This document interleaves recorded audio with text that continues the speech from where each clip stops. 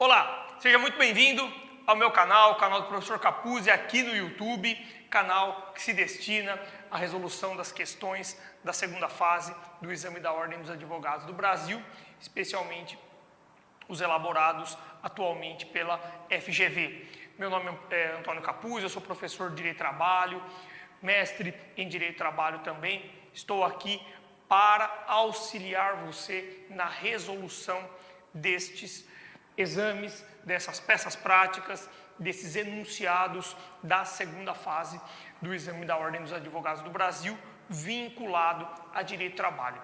Tudo bem? Nós vamos seguindo a sistemática. Hoje eu vou resolver a peça prática do 14º exame da Ordem dos Advogados do Brasil.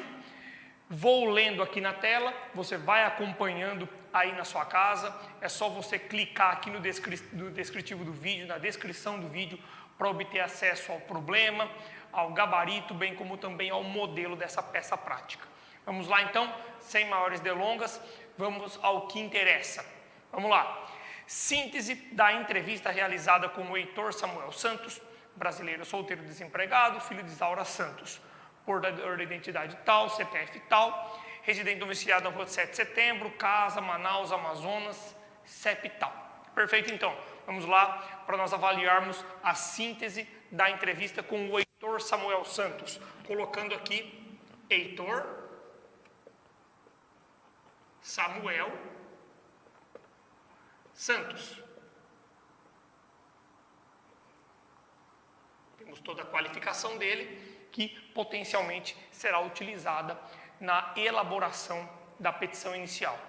Trabalhou na fábrica de componentes eletrônicos Nimbus S.A., situada na rua Leonardo Malcher, 7070, Manaus, Amazonas, CEP tal, de 10/10/2012 a 2/7/2014.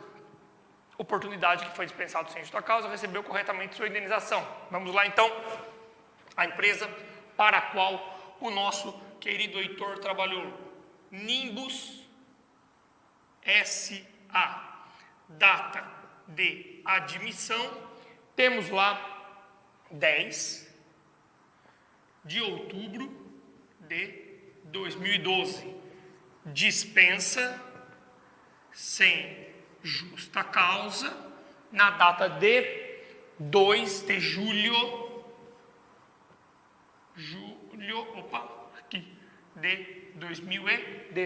2014, perdão, corrigir aqui, 2014. Maravilha, vamos lá. Oportunidade na qual foi dispensado sem justa causa, recebeu corretamente verbas rescisórias ou sua indenização. Portanto, não há que se falar aqui em pleitos de pagamentos de verbas rescisórias ou em pleito de pagamento de verbas rescisórias. A empresa possui 220 empregados. Vamos anotando essas informações fundamentais. A empresa possui 220 empregados. Temos aqui, ó, Nimbus. Fazendo uma setinha em vermelho para ficar mais colorido o negócio, melhorar. Nimbus. A empresa possui 220 empregados. Ok, vamos lá. É portador de deficiência e soube que após a sua dispensa não houve contratação de um substituto em condição semelhante. Portanto, o nosso Heitor, ele é portador de deficiência. Quando da sua dispensa não houve a contratação de substituto semelhante. Na dispensa, vou colocar, sem contratação de substituto semelhante. Vou aumentar um pouquinho a letra aqui, né? Para ficar mais legível. Perfeito. Vamos lá. Me ajeitar aqui. Pronto. Vamos lá. Seu e-mail pessoal era monitorado pela empresa, porque na admissão estava ocorrendo um problema na plataforma institucional, daí porque a ex-empregadora, a Nimbus, acordou com os empregados que o conteúdo de trabalho seria enviado ao e-mail particular de cada um. Até aí, vamos lá, tudo bem. Desde que pudesse fazer o monitoramento, aí nós já temos um problema. Que em razão disso, o empregador teve acesso a diversos escritos e fotos particulares do depoente. Do depoente, na verdade, aqui é o Heitor, tudo bem? Inclusive conteúdo que ele não desejava expor a terceiros. De modo, então, vou colocar do outro lado do quadro, monitoramento e-mail particular. A gente vai fazer uma digressão a respeito. Vamos lá. Durante o contrato de trabalho, sofreu descontos a título de contribuição sindical e contribuição confederativa, mesmo não sendo sindicalizado. Então, descontos, contribuições, vamos colocar aqui, sindical, mais confederativa. Fechou? Beleza? Durante o contrato sofreu descontos a título... Beleza, já li. Teve a CTPS assinada como assistente de estoque, mas em parte do horário de trabalho também realizava as tarefas de um analista de compras, pois seu chefe determinava que ele fizesse as pesquisas de preço e comparasse a evolução ao longo do tempo. Atividades estas, então, estranhas, diversas ao seu mistério, né, laborativo de assistente de estoque. Portanto, ele foi contratado para assistente de estoque, mas também realizava a função de, me perdi aqui, analista de compras. Analista de compras. Aqui, 2 pontos para facilitar. Ok. Continuando. Trabalhava de segunda a sexta-feira, das 8 às 16h45, com um intervalo de 45 minutos para a refeição, e aos sábados das 8 ao meio-dia sem intervalo. Bom, perfeito. Veja então, de segunda a sexta-feira, trabalhava das 8 às 16h45. A rigor, horário ok, né? Desde que tivesse 1 hora de almoço. Contudo, ele possuía o intra de 45. O que é o intra-jornada? O intra-jornada é aquele intervalo entre o período, vamos imaginar como regra geral, tá bom, minha gente? O período da manhã e a tarde. Aquele intervalo que ele ocorre, ele pega no meio da jornada, intra-jornada, no meio da jornada de trabalho. Perfeito? Tá. Basicamente, esta é a narrativa, é a entrevista, vou colocar aqui, entrevista com o nosso glorioso Heitor Samuel Santos. Bom, a partir daí, nós vamos ter, inegavelmente, a necessidade de elaboração de uma petição inicial. Uma petição inicial para a defesa dos interesses desse entrevistado. Você, advogado, você, advogada, a par desta narrativa, deveria, então, sob a ótica da OAB, dos examinadores da OAB ou da banca da OAB, realizar a elaboração de uma petição inicial. E eu vou comentar, evidente, de forma breve, o gabarito aqui, para que o nosso vídeo fique bem fluido, bem leve, você possa utilizá-lo ouvindo aí, fazendo a sua academia, tomando o seu banho, enfim, dirigindo, enfim, da forma como você achar melhor, tudo bem? Vamos lá, o gabarito está aí no seu descritivo do vídeo, você clica e acompanha comigo. Primeiro ponto lá, petição inicial, endereçamento da petição inicial. Perceba que a empresa, a Nimbus, perfeito? Vou pedir só para o Vitor subir um pouquinho, Vitor, por gentileza. Um pouquinho mais lá no início, meu caro, por favor. Aí, veja lá. Trabalhou na fábrica de componentes eletrônicos Nimbus, situada em Manaus, Amazonas. Prontinho, pode voltar, Vitor. Então, vamos lá, ó. Manaus. Então, temos Nimbus, situada em Manaus, na nossa querida cidade de Manaus, no estado do Amazonas. De modo, então, que a competência territorial é de Manaus. Está lá no gabarito. Petição inicial, endereçamento ao juízo de Manaus, Amazonas. Por quê? 651 da CLT diz que a competência territorial é do local da prestação dos serviços. Tudo bem? Perfeito? De forma bem básica, então, nós vamos lá para o 651 da CLT para justificar, tá? Identificação, inegavelmente, do reclamante e da reclamada, autor e réu.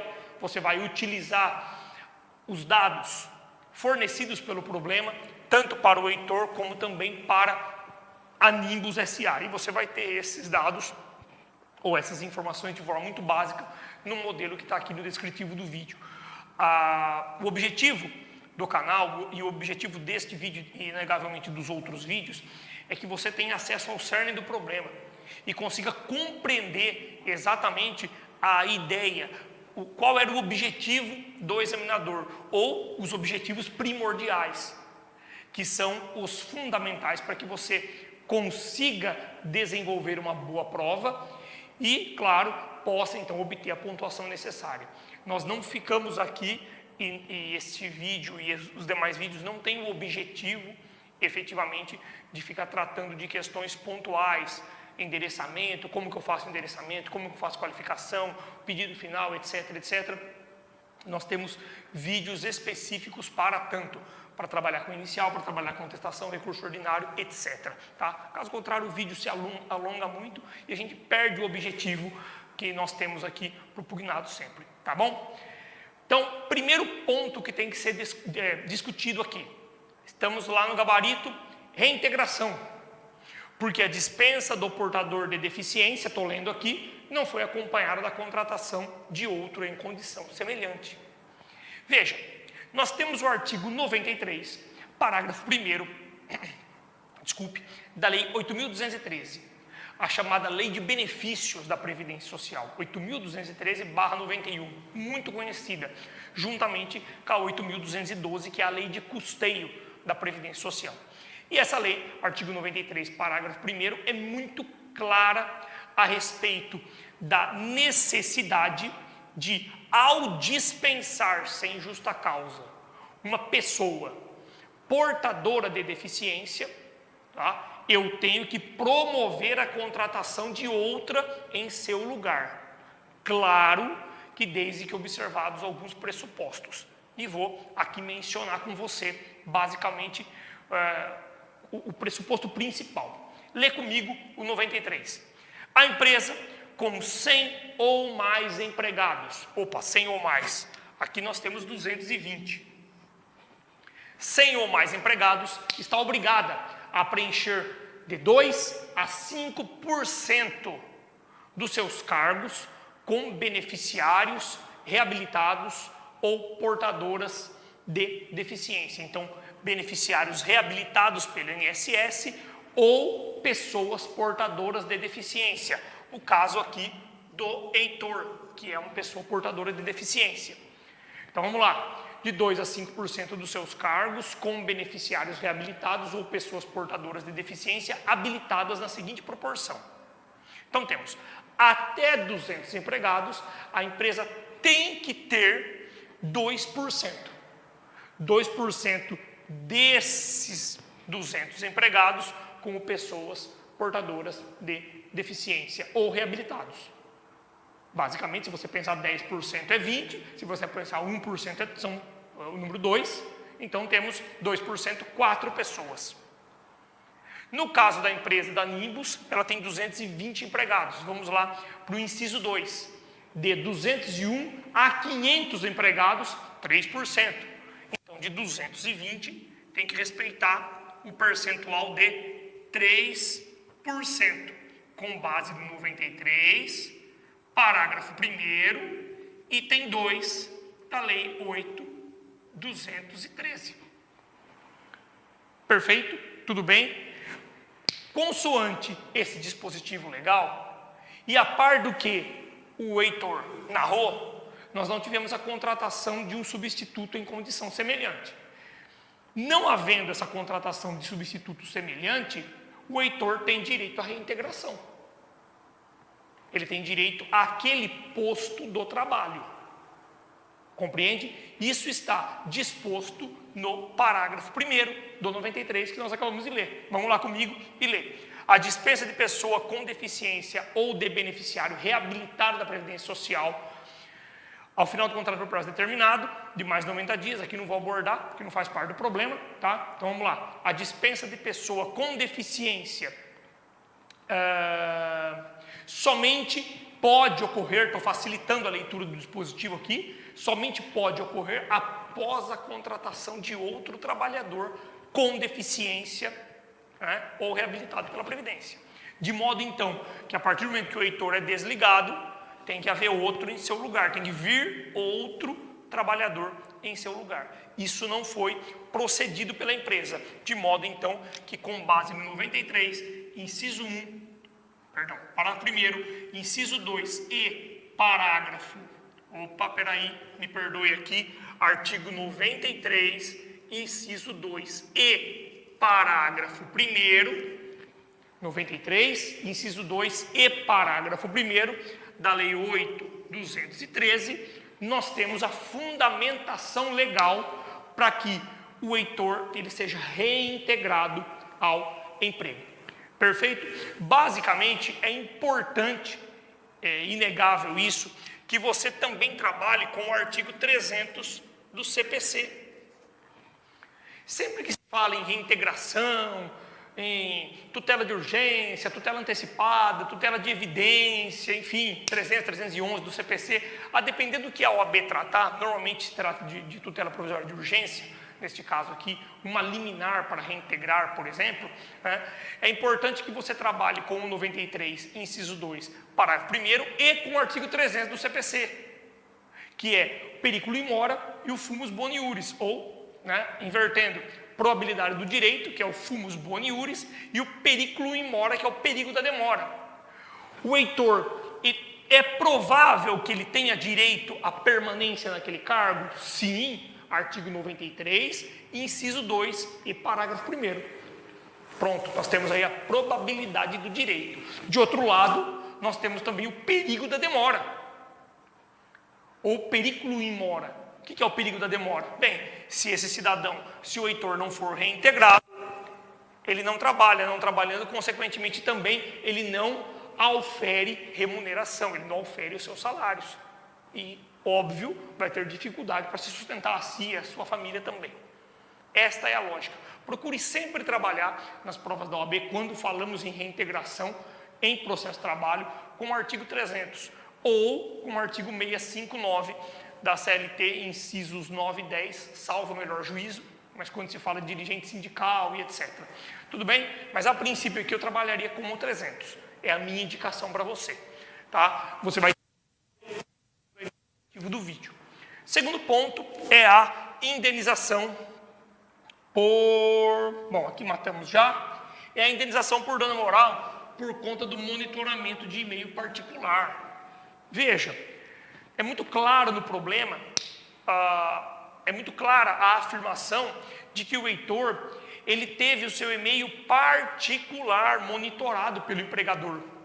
E diversos conteúdos ali dispostos ou contidos no e-mail, ele não tinha a intenção de partilhar com terceiros, de modo então que houve uma invasão à sua vida privada, ou se tanto a uma intimidade, depende do conteúdo.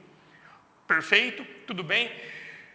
Anote, nós temos a possibilidade plena, tranquila, de monitoramento de e-mail institucional, e-mail empresarial. Perfeito? Porque o e-mail empresarial, o e-mail institucional, o e-mail basicamente da empresa, @nomedaempresa.com.br, trata-se pura e simplesmente de uma ferramenta de trabalho. De modo que o empregador tem direito, sim, de verificar o seu e-mail institucional, empresarial, que você deve utilizar, é óbvio, apenas para o trabalho. No caso do e-mail particular, evidente que não, porque o e-mail particular, o próprio nome está dizendo, ele é exclusivamente privado.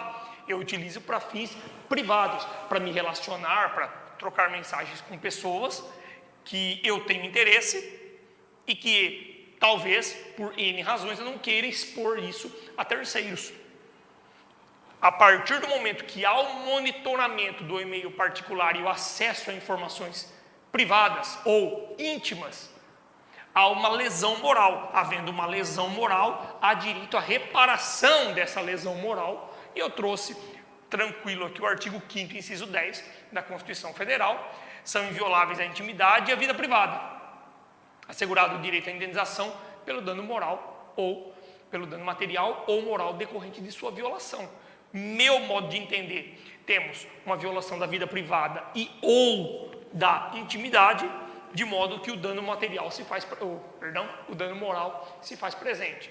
Eu me utilizo, portanto, então, do artigo 5º, inciso 10 da Constituição Federal e postulo o valor de indenização por dano moral. Vou colocar valor especificamente? Não coloco.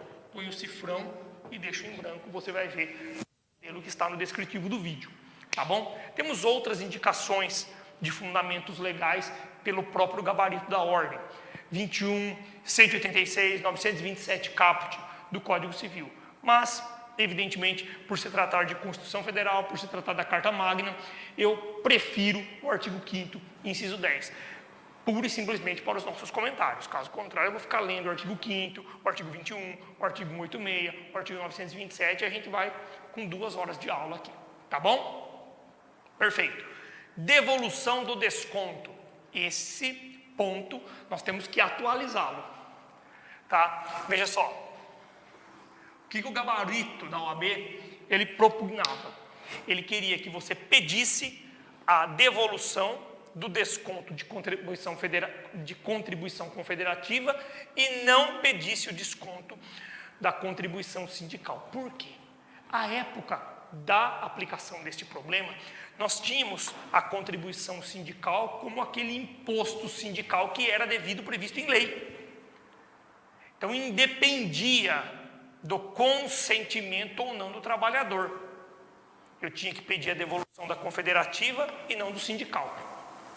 Mas eu vou explicar, bem light aqui, para a gente poder chegar num senso comum e para que você que me acompanha possa ter plena ciência do que eu estou falando. Primeiramente, qual que é o objetivo da contribuição sindical? Rapidamente aqui. A contribuição sindical, ela é utilizada para o custeio, talvez esteja sendo até redundante, né? E ela é utilizada para o custeio do sistema sindical em si, do sindicato em si. Vamos pensar desta forma para a prova da OAB, para ficar mais fácil. A contribuição de índole confederativa, ela é utilizada para sustentar todo o sistema sindical que envolve aquela categoria. Pense nessa distinção. Exemplo, nós temos sindicato, nós temos federação e temos confederação. Ou temos sindicatos, federações e confederações.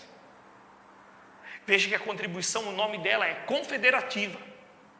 Quando eu falo confederativa, nós temos lá sindicato, temos federação e temos confederação.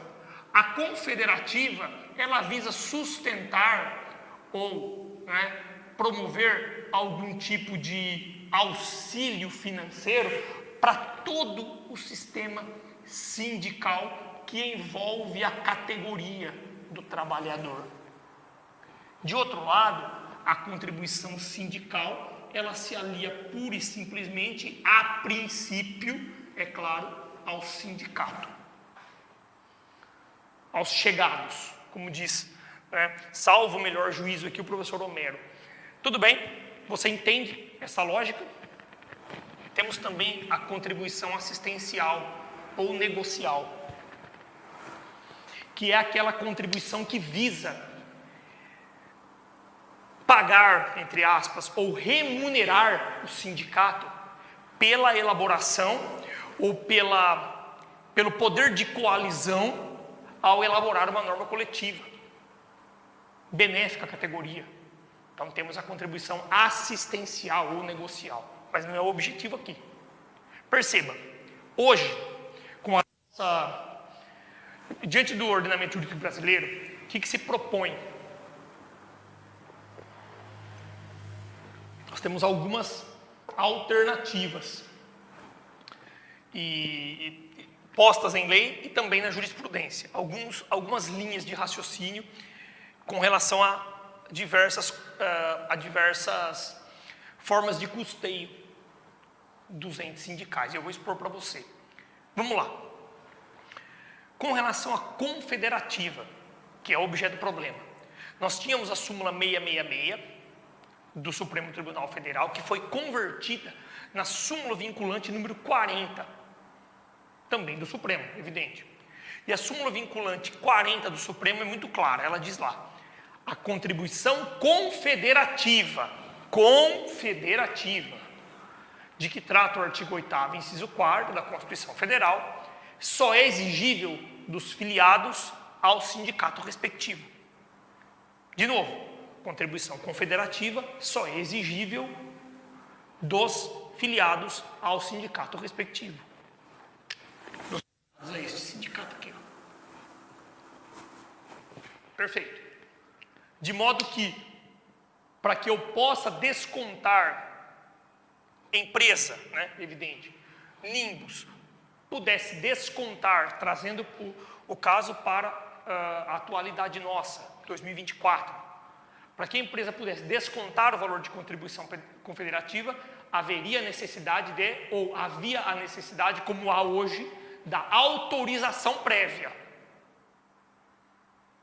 pelo trabalhador, da confederativa, à luz do que prevê a súmula vinculante 40. Professor, mas eu encontrei uma jurisprudência diferente. Bom, nós estamos falando aqui da prova da OAB, que se vincula àquilo que está normatizado pelos tribunais, ou absolutamente pacífico, que não tem discussão.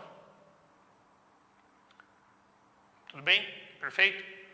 Então, confederativa. E a contribuição sindical? Bem, se você analisar pura e simplesmente os artigos da CLT, com relação à contribuição sindical, nós temos diversos, 545 e por aí vai. Não vou citar aqui 581, e nós temos outros vídeos que abordamos a respeito. Também, em tese, há a necessidade da autorização prévia, sem que houvesse autorização. Então, houve o desconto da contribuição sindical, trazendo este problema atualizado, repito. Eu deveria pedir tanto a devolução da confederativa, à luz da súmula vinculante 40, como também da contribuição sindical, à luz, basicamente, aqui do 545 da CLT, porque eu preciso de prévia autorização. Se fosse assistencial, eu só vou dar um gap para fora aqui. Se fosse assistencial, é só um acréscimo para você aprender. Nós temos o tema 935 do Supremo Tribunal Federal, com repercussão geral. Vou ler. É constitucional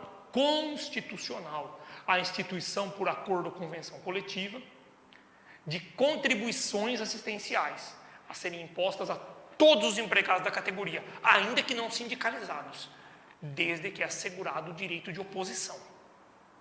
Perfeito?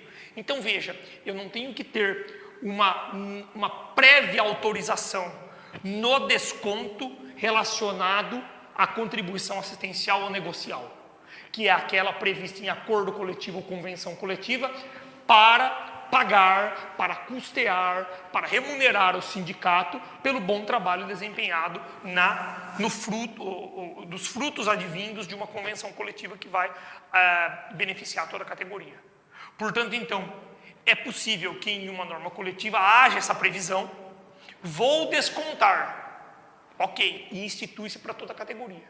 Quem não quiser, que se oponha. Percebe a lógica? Isso para contribuição assistencial, que não é o caso aqui. Mas estou trazendo para que você tenha esse conhecimento. Perfeito, tudo bem, maravilha.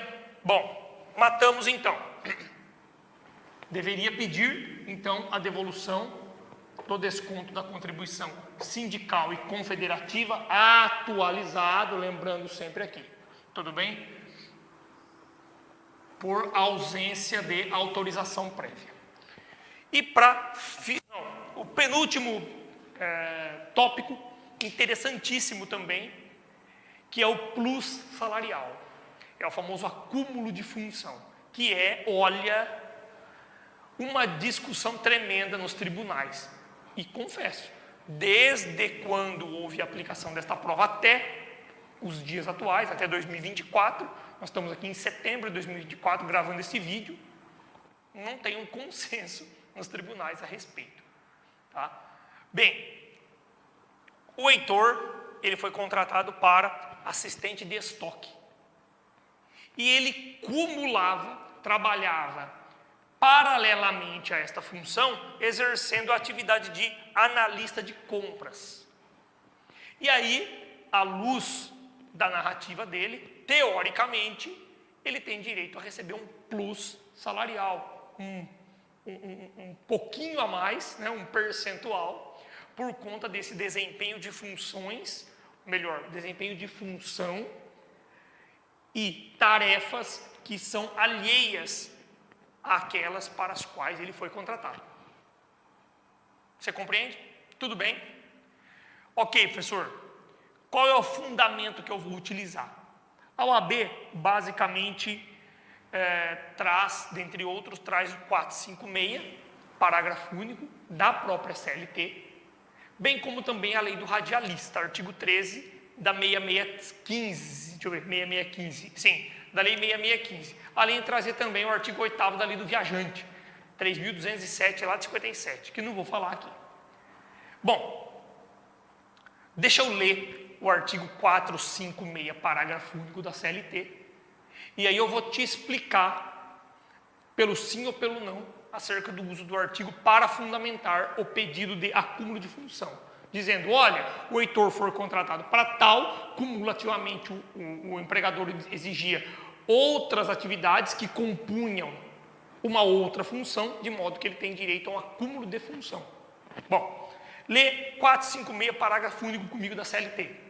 A falta de prova ou inexistindo cláusula expressa, a tal respeito, falta de prova ou inexistindo cláusula expressa. Beleza, vamos lá que eu vou explicar. Entender-se-á que o empregado se obrigou a todo e qualquer serviço compatível com a sua condição pessoal. De novo, então, pode manter por aí, ó.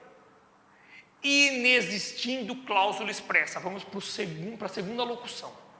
Então veja, se eu tenho um contrato de trabalho e eu não tenho previsão neste contrato de trabalho, né, acerca de uma possível cumulação ou de um acúmulo de função com um pagamento majorado, eu devo entender que este trabalho, ou melhor, que este trabalhador se obrigou a todo e qualquer serviço compatível pessoal.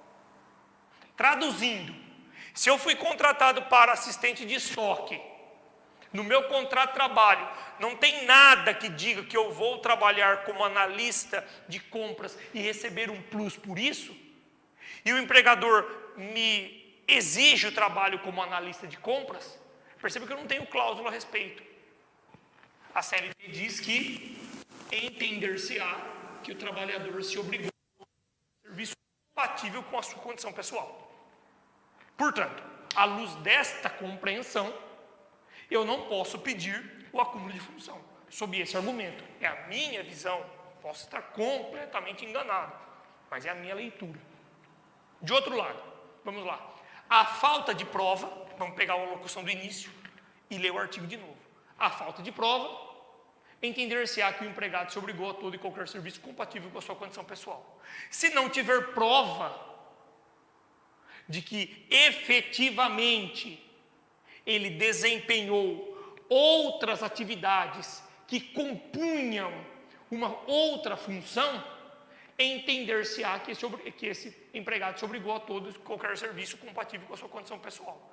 De modo que aqui, me parece que nós temos prova de que ele exerceu, para além da função de assistente de estoque, também a analista de compras, a função de analista de compras.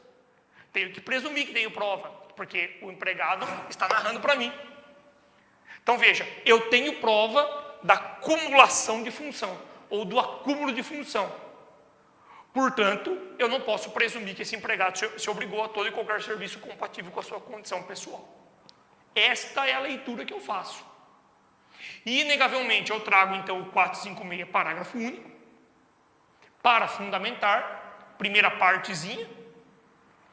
E com relação ao plus salarial, professor, tenho que falar sobre um percentual específico? Não tem necessidade. E se eu falar? Se você falar, não vai perder ponto, não. Com base em que eu falaria, professor? Com base no artigo 300, com base no artigo 13 da Lei 6615 de 73, que é a famosa lei do radialista.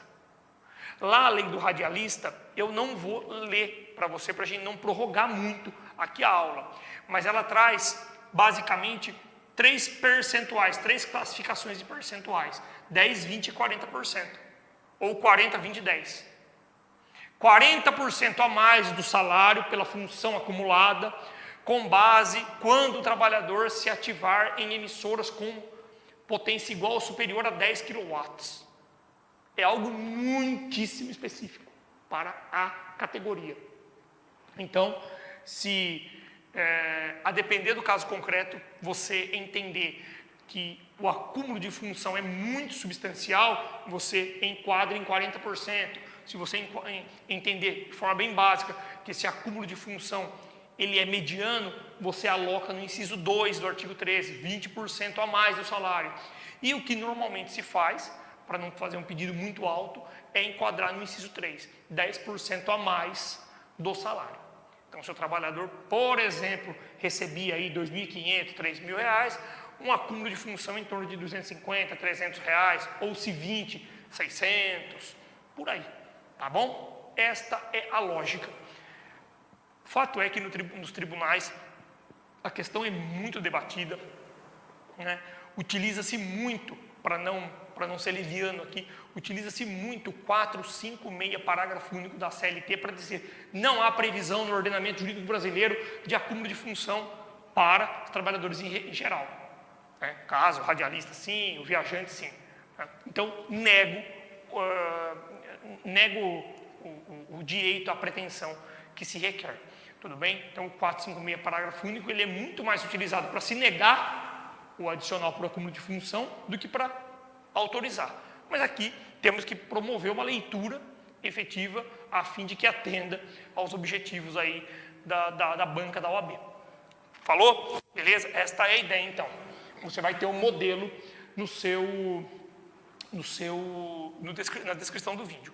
E para finalizar, temos lá o pedido mais simples, que é, ele trabalhava de segunda a sexta, das 8 às 16h45. Horário de trabalho basicamente normal, das 8 às 5, uma hora de intervalo intrajornada. Contudo, ele não tinha esse intervalo intrajornada completo. Ele recebia pura e simplesmente, ou melhor, ele gozava 45 minutos. Tá? Como esta prova ela foi aplicada antes da reforma trabalhista de 2017, você deveria pedir a hora cheia, né? O valor cheio, veja, adicionar uma hora extra com adicional de 50% pela pausa alimentar parcialmente concedida. Após a reforma trabalhista não é essa realidade mais. Nós estamos atualizando o pedido. Você pediria o que hoje? 15 minutos extras, com natureza indenizatória. Artigo 71, parágrafo 4º da CLT e súmula 3, ou perdão, 473, item 1, tá bom? Do Tribunal Superior do Trabalho. Basicamente, eu não vou ler, porque é um pedido relativamente simples, e você indo no 71, parágrafo 4º, você já consegue identificar. Então, atente-se. Esta prova ela foi aplicada antes de 2017, de modo que o que a OAB exigia não se aplica mais hoje. Relembrando, 45 minutos de intervalo para mandiare, ele tem direito a 15 minutos, que é o que falta para 60, que é o que falta para 1 hora.